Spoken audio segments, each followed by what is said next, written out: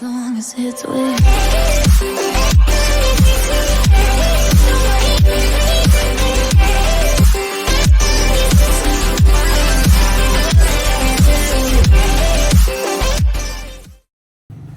Sa magandang araw naman po sa ating mga viewers. Nandito na po tayo sa panibagong episode ng Poppy Mac TV Property and Lot Vlogs upang silipin po ang isang residential farm lot dito po sa bayan po ng Kuya Po, Nueva Ecija. So ang layo po natin sa town proper ng Kuya Po is nasa 5 minutes away.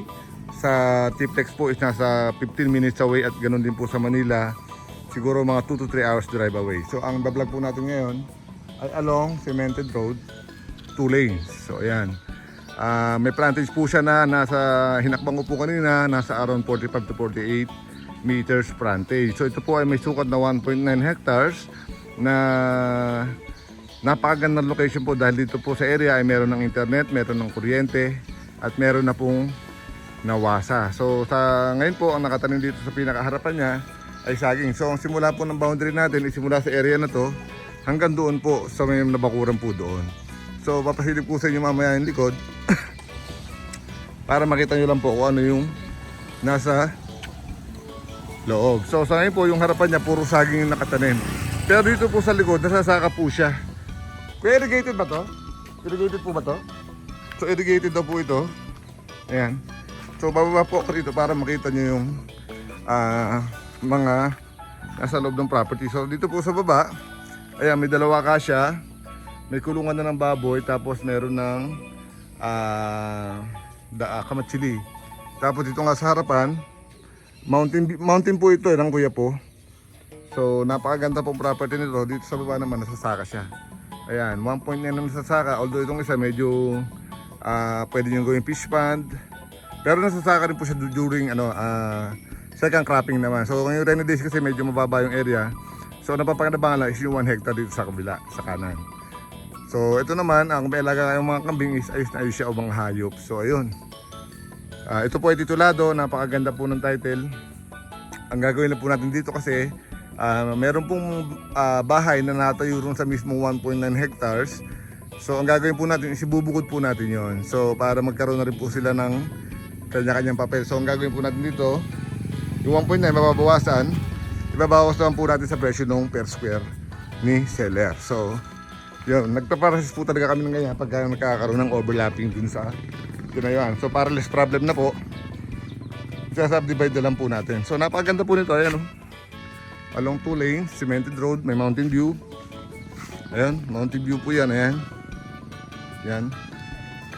So napakaganda, ang haba ng frontage. May mga kapitbahay, may nawasa, may internet.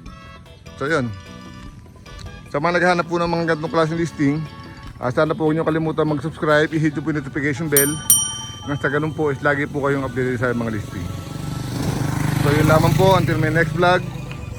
Hope to see you soon. Paalam.